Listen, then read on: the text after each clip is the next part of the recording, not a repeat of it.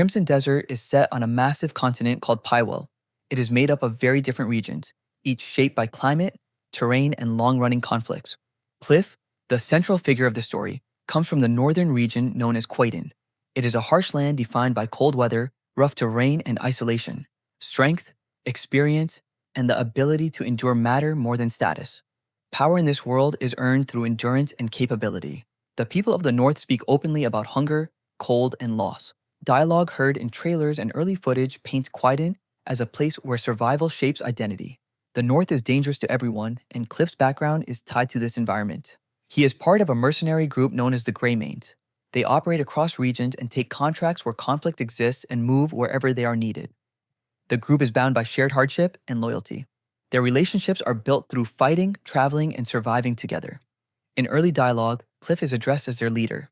The group looks to him during moments of tension and decision. Their trust in him is established before the main conflict unfolds. From everything shown so far, Crimson Desert appears to begin with a major battle involving the Greymanes and a rival force known as the Black Bears. The Black Bears are presented as an organized and aggressive group. Their arrival is sudden. The battle is chaotic and overwhelming. Dialogue suggests confusion, panic, and disbelief as events unfold. During the clash, their leader Myrddin confronts the remaining Greymanes. He mocks their losses and presses them for information, demanding to know where something is hidden. Greymane, tell me where it is. No, never. Kliff refuses to answer. Even as the Greymanes are killed one by one, he does not give it up. Before leaving, Myrddin orders his men forward and sends a message meant to end the Greymanes completely. This exchange makes it clear that the conflict was not only about territory or power. The Black Bears were searching for something specific, and the Greymanes took that secret with them when they fell. Kliff and his group are eventually defeated, and they are scattered across Pywel. Kliff was shot with an arrow, stabbed multiple times, and had his throat cut by Myrddin. He is presumed dead following the battle. The trailers do not clearly show what happens to him in the immediate aftermath. The conflict leaves damage behind, and the Greymanes are no longer operating as a united force. The next part of the story continues through extended gameplay footage. Kliff moves through Pywel as a lone figure. He travels between regions, towns, and wilderness areas. His path takes him into smaller conflicts that reflect the instability spreading across the continent. As Kliff's journey continues, he is brought to the Library of Providence where he meets Alustin, an alchemist who oversees its records. Alustin explains that the library holds records tied to the world itself, and that recent events have disrupted that order. He speaks of rifts forming and of forces capable of reducing everything to nothing. Alustin asks Kliff to carry out a mission meant to restore what has been disturbed. When he mentions Jin, it creates a direct link between Kliff's past and what is now unfolding. From what Alustin says, Jin was someone he trusted, someone involved in the same mission Kliff is now being asked to complete. Jin understood Providence, the rifts, and the need to correct what was breaking. The fact that both the Black Bears and Alustin reference Jin suggests he was central to whatever the Greymanes were involved in. Jin was not just another mercenary. He was connected to knowledge, responsibility, and decisions that carried weight beyond a single battle. What Jin set in motion did not end with his death. Kliff is now moving forward with that same purpose as the conflict expands beyond the Black Bears and into something far larger. Through this path, Kliff is eventually led to an encounter with a far more unusual presence known as the White Crow. She appears as someone or something older and less defined, existing between belief and reality. When Kliff meets the White Crow, he is granted a new ability known as Crow Wings.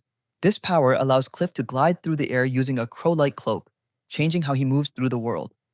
From this point forward, Kliff's movement across Pywel expands vertically as well as horizontally, reinforcing how his journey continues to evolve through experiences. The Crow Wings also reinforce that Kliff's journey is beginning to shift.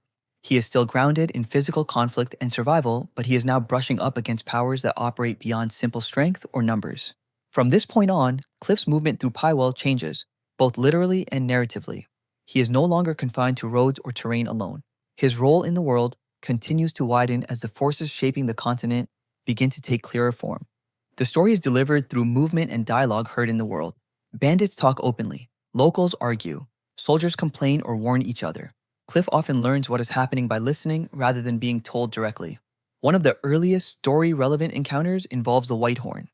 Before the fight, bandits can be heard talking about missing children. They describe the White Horn as a spirit. Their words show fear and uncertainty. What? This don't concern you, outsider! Where are the kids? He's here to take the spirit's children! They do not fully understand what they are dealing with, only that people are disappearing. The encounter takes place in a cold, mountainous region. Snow, wind, and low visibility shape the fight. The Whitehorn is large, aggressive, and dangerous. The battle reflects how local fears turn into real threats in Pywel. Kliff's involvement follows a pattern seen throughout the game. He steps in because the problem exists and because he is capable of dealing with it. As Kliff continues traveling, he encounters other dangers tied to trade routes, territory, and survival. Some threats affect small settlements, others disrupt entire regions. These encounters show how fragile order is across Pywel. Kliff becomes involved in larger conflicts and he encounters figures with real authority. One of them is Cassius Morten. He is portrayed as a powerful individual whose actions have a significant impact on multiple regions. His involvement signals a shift in scale. The problems Kliff faces begin to move beyond local disputes and toward conflicts involving territory and control. Following this, Kliff faces Fortain the Cursed Knight. He is tied to past wars and unresolved violence. His presence reflects how older conflicts still shape the present. The encounter carries weight, suggesting that history in Pywel does not stay buried. Later, Kliff becomes involved with Marnie and a threat tied to a flying fortress. Marnie explains that an entity called H.A.L.L has taken control of the fortress and turned it into a weapon. To stop it, Kliff must obtain the Golden Star's power core, which can overload the fortress using the device on his arm. Around this stage of the journey, dwarves are mentioned in connection with advanced engineering. They are associated with heavy machinery, including a powerful combat mech. The machine runs on limited fuel and is presented as a late-game tool rather than a permanent solution. These elements push the story toward a larger conflict involving technology and control. Kliff's involvement with these forces is still unfolding. What is clear is that his journey continues to expand outward, connecting isolated struggles to broader systems shaping Pywel. Crimson Desert builds its story through places, people, and movement. Each region adds context. Each conflict leaves a mark. Kliff's path ties these elements together as he moves forward across Pywel. This is only the foundation of Crimson Desert's story. There are still major parts we haven't seen, and several forces shaping this world haven't fully revealed themselves yet. As more confirmed material comes out, the full picture will become clearer. For now, this is where Kliff's journey stands. Thanks for watching and see you in the next one.